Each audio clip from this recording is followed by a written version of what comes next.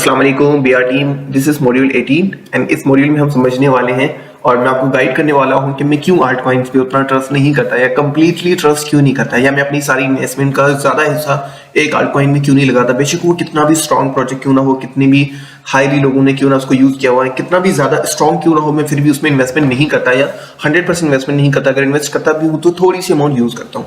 मेरा मानना यह है कि अगर आप आल्ट कॉइन में इन्वेस्टमेंट कर रहे हैं तो आप इस माइंडसेट से करें, वो इन्वेस्टमेंट करें जो कि आप लूज करने के लिए रेडी हैं।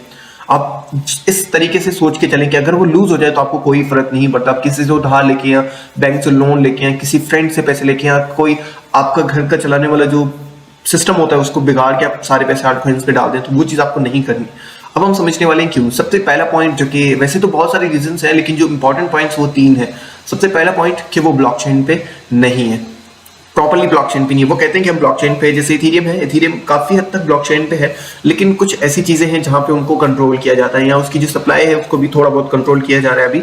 एंड उसमें और भी बहुत सारे प्रॉब्लम्स हैं, जैसे इथेरियम सबसे ज्यादा सिक्योर है लेकिन उसका जो यूज है, जब तक इथेरियम 2.0 नहीं आता तब तक इथेरियम का इतना कोई ज्यादा वो नहीं है। अगर कोई और स्ट्रॉन्ग प्रोजेक्ट आ गया तो फिर वो इथेरियम को भी जो है वो पीछे छोड़ सकता है, क्योंकि इथेरियम में जो गैस फीस या जो हैश का फीस जब प्रॉब्लम आ रहा है वो बहुत ज्यादा है। आई डोंट नो जब ये वीडियो देख रहे हैं तब तक सॉल्व होता है या नहीं, बट फिर भी अल्ट कॉइन्स में आ जाता है इथेरियम। और जितने भी अल्ट कॉइन्स हैं उनमें ये एक प्रॉब्लम है कि वो ब्लॉकचेन पे नहीं है। अगर हम बिटकॉइन की बात करें तो वो कंप्लीटली ब्लॉकचेन पे है, ठीक है, और उसमें कोई भी कहीं भी किसी भी तरीके से कंट्रोल नहीं किया जाता, ठीक है।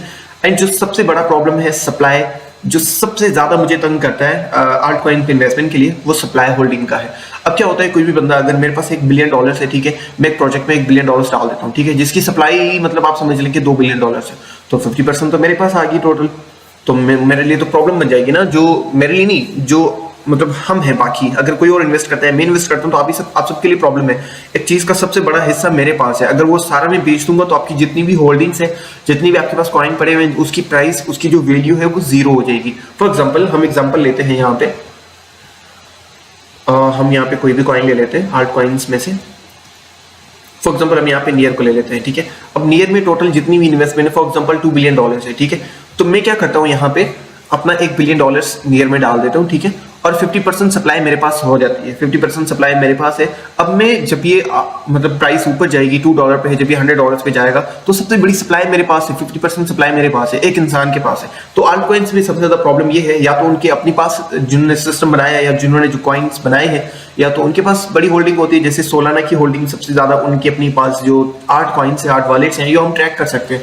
ये भी आगे मॉड्यूल्स में आपको समझाऊंगा कि किस तरीके से किसी भी कॉइन को आप ट्रैक कर सकते हैं, समझ सकते हैं उसके फंडामेंटली किस तरीके से अंदर घुस के आप उसकी चीजें देख सकते हैं। सोलाना की मैंने लास्ट टाइम देखा था, 8 वॉलेट्स हैं, 8 जो मतलब आप समझ लें कि वॉलेट्स हैं जिनके पास 80 से 90% सप्लाई पड़ी हुई है सोलाना की, ठीक है। ये मैंने कुछ मंथ्स पहले चेक किया था। उसके बाद सोलाना के अंदर डंप हो रही है, प्रॉब्लम्स बना था इनका, एफटीएम के साथ जो प्रॉब्लम बना था। तो ऐसे छोटे छोटे प्रॉब्लम्स जो है ना वो आल्ट कॉइन्स को ऐसे सारा काम खराब कर देते हैं, जो कि नहीं करनी चाहिए। हमें इनके साथ इनको सपोर्ट नहीं करना चाहिए। फिर भी हम सोल को सपोर्ट करें। मैंने $10 पे बाय कर लिया था।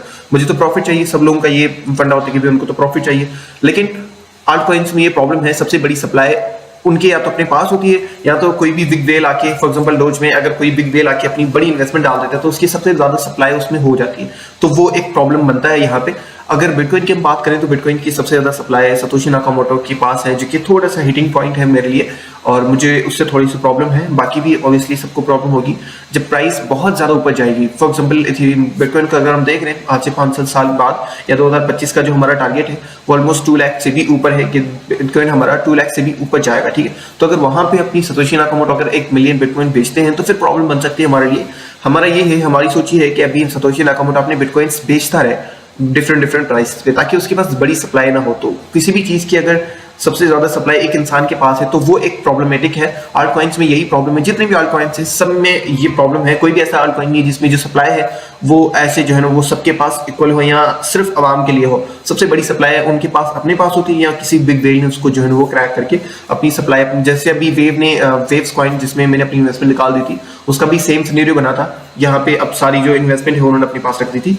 अभी अगर हम लूना की बात करें, लूना की सबसे बड़ी इन्वेस्टमेंट यहाँ पे इनके पास थी, और जब प्रॉब्लम बना था लूना वालों के साथ तो सारी जो फंड है जो लूना वालों ने स्कैम किया था सारा फंड लेके चले गए, ठीक है। अब जिस बंदे ने लूना में सारी इन्वेस्टमेंट की होगी उसके साथ क्या बना होगा। हाँ भी हम यहाँ पे लूना बहुत सारे और भी बहुत सारे कॉइन्स हैं। मैं एक कॉइन और था LTE, पता नहीं क्या नाम था, मैं भूल गया हूँ, LTE की तरफ से था, बट उसमें भी यही सेम सीन हुआ और वो बहुत रैंकिंग पे था, मतलब 20 से 19-20 की रैंकिंग में था और वो कॉइन भी हमारे साथ स्कैम कर सकता है। और लूना की अगर हम बात करें तो लूना 11 नंबर पे था। Okay, Terra Luna I think ये है। ओके, अभी इसको अगर ऑल टाइम हाई पे जाए, ये अभी भी पीछे बता रहे हैं क्योंकि ये 200-300 डॉलर, 250 217 डॉलर से आई थिंक नीचे आया है। यहाँ पे हमें और कोई ऑप्शन नहीं मिल रहा, लेकिन इन्होंने स्कैम किया था और जितनी भी इन्वेस्टमेंट जितने भी लोगों की थी, इनफैक्ट पाकिस्तान में जो सुसाइड डेट थी वो 8 से 9 लोगों ने सुसाइड कर लिया था क्योंकि उनकी इन्वेस्टमेंट लूना में थी। ठीक है, तो जब आप ऐसे करते हैं, ये वीडियो मैं इसलिए बना रहा हूँ ताकि आप में से किसी के डेथ ना हो। ओके, तो ये प्रॉब्लम है और इन्वेस्टमेंट चली जाए, पैसा चला जाए, उसका मतलब ये नहीं कि आप हार जाए और वो प्रॉब्लम बन जाए और आपका माइंड आपकी तरफ से वर्क ही ना करे, तो ऐसा ना करिएगा। और सप्लाई होल्डिंग का प्रॉब्लम है, इसलिए मतलब मैं इनके अंदर इन्वेस्टमेंट नहीं करता। और अभी मैं आपको थोड़ा सा बता देता हूँ।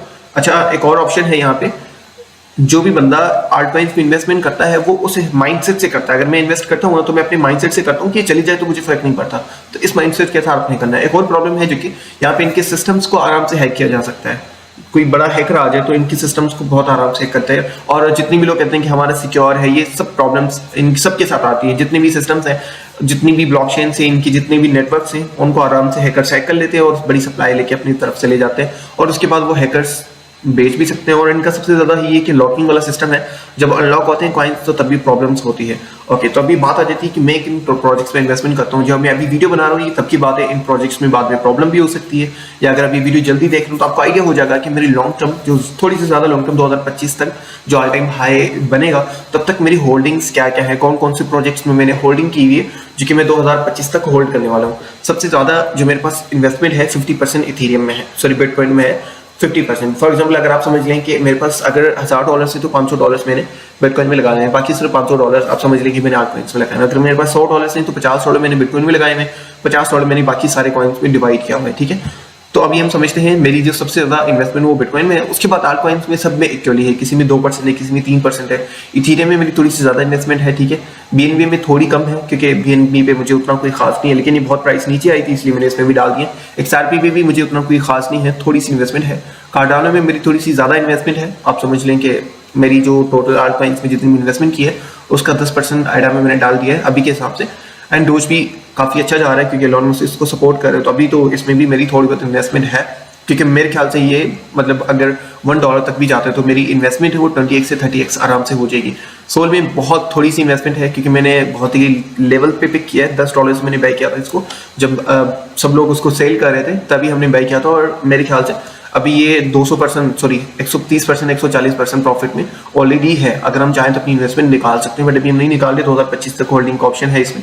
अगर कोई भी प्रॉब्लम आती है ना, आप कोई भी कॉइन होल्ड करें, जैसे भी मैं लास्ट टाइम में वेव कॉइन होल्ड कर रहा था, जैसे मुझे दिखा इसमें प्रॉब्लम है तो उसी टाइम बेच दिया। बेशक मेरा थोड़ा सा लॉस हो रहा था लेकिन फिर भी हमने उसको बेच दिया। तो सम टाइम अगर आपको दिखता है कि प्रोजेक्ट में कोई प्रॉब्लम है, अपना सारा फंड जीरो करने के बजाय, जैसे लूना में हुआ था, लूना में मेरी इन्वेस्टमेंट थी और मजे की बात मैंने उसी टाइम निकाला जब सब न्यूज बाहर आई। ठीक है, जब जैसे ही जो बाइनेंस का CEO है CZ, जैसे उसने ट्वीट किया और ये प्रॉब्लम है इनके साथ, उसी टाइम हमने सारी इन्वेस्टमेंट लूना से निकाल दी थी। और जब प्रॉब्लम हुआ था उनमें शॉर्ट भी किया था उस मार्केट के अंदर। और बहुत से लोग जिन्होंने अपनी, अगर किसी ने $1 लाख लगाए हैं तो उसके $1 भी नहीं बचा।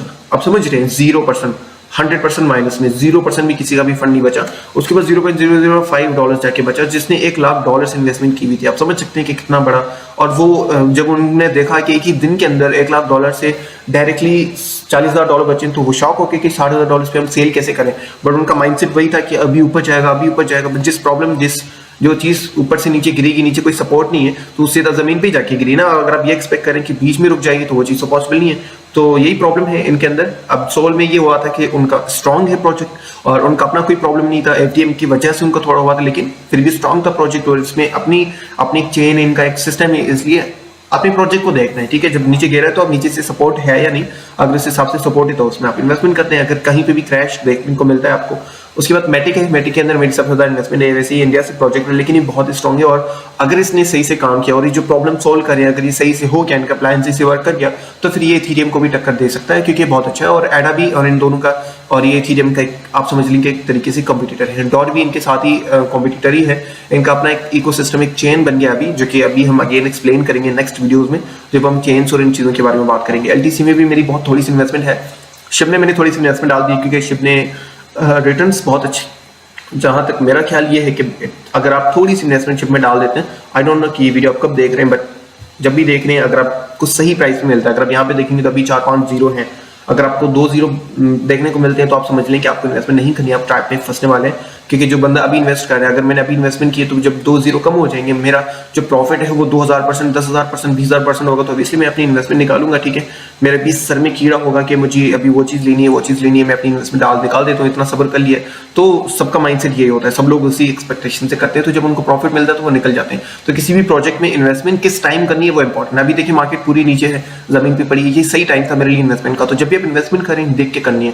लेकिन मैं आपको सिर्फ प्रोजेक्ट्स बता रहा हूँ जिनमें मैंने इन्वेस्टमेंट की हुई है। ट्रोन में थोड़ी बहुत की हुई है, चेन लेक में बहुत कम की हुई है, नियर में थोड़ी सी की हुई है, आईसीपी में बहुत थोड़ी सी मैंने की हुई है। ठीक है, माना में थोड़ी सी ज्यादा की हुई है, आप समझ लें। एक्स में बहुत थोड़ी की हुई है, क्योंकि लास्ट टाइम इसके रिटर्न्स बहुत अच्छे थे, तो मैं एक्सपेक्ट कर रहा हूँ। वैसे प्रोजेक्ट इतना कोई स्ट्रॉन्ग नहीं है, थेटा उतना कोई ज्यादा स्ट्रॉन्ग नहीं है, TWT बहुत ज्यादा स्ट्रॉन्ग है। जब सब में प्रॉब्लम होती है, अभी अल्टकॉइंस में सबसे ज्यादा प्रॉफिट मुझे TWT ने ही दिया है, क्योंकि जब प्रॉब्लम्स हो जाती है ना एक्सचेंजेस में, तो जो डिसेंट्रलाइज एक्सचेंजेस हैं उनके कॉइन्स, उनकी जो प्रोजेक्ट्स हैं, जैसे ट्रस्ट वॉलेट का कॉइन है ना TWT, तो ये भी काफी स्ट्रॉन्ग है। तो इस हिसाब से आपको पिक करना चाहिए। नियो भी थोड़ा बहुत आपको इसमें इन्वेस्टमेंट कर लेनी चाहिए, क्योंकि काफी पुराना प्रोजेक्ट है, तो इस पे थोड़ा बहुत आपको मिल जाता है। ठीक है, उसके बाद गाला है, गाला भी उतना कोई स्ट्रॉन्ग नहीं है। BTT मैंने यहाँ पे ऐड ही नहीं किया, ये आई थिंक बाय मिस्टेक से हुआ है, जो भी है, बट मैं इसमें इन्वेस्टमेंट नहीं करता। ठीक है, ना ही मेरी कोई इन्वेस्टमेंट है। गाला में बहुत थोड़ी है, लेकिन ये उतना कोई खास प्रोजेक्ट नहीं है मेरे हिसाब से। अभी इतने प्रोजेक्ट्स हैं। मेन चीज आल्टकॉइंस में पता है क्या है, अगर कोई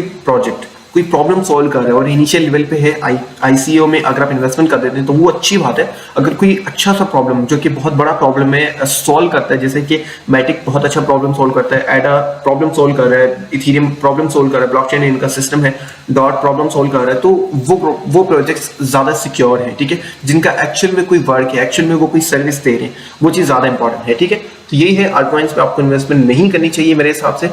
अगर आप करते भी हैं, जैसे मैंने की हुई 50% अपना फंड पूरा, लेकिन उसमें भी 15 से 20 प्रोजेक्ट्स चूज किए हुए हैं। अगर एक प्रोजेक्ट खत्म हो जाता है, इसमें से अगर 50% प्रोजेक्ट, अगर मैंने 20 प्रोजेक्ट्स चूज किए हुए हैं, उसमें से 10 प्रोजेक्ट भी मेरे साथ स्कैम करते हैं, तो भी जो बाकी के 10 प्रोजेक्ट्स वो मुझे बहुत बड़ा रिटर्न देंगे। ठीक है, इसके बाद वाला जो वीडियो है वो हमारा शिटकॉइंस के रिलेटेड है। शिटकॉइंस क्या है और वो किस तरीके से काम करते हैं, वो इस वीडियो से थोड़ा सा रिलेटेड है, तो वो मॉड्यूल्स आपको देखना चाहिए, आपको समझ आ जाएगा कि एक्चुअली गेम क्या है।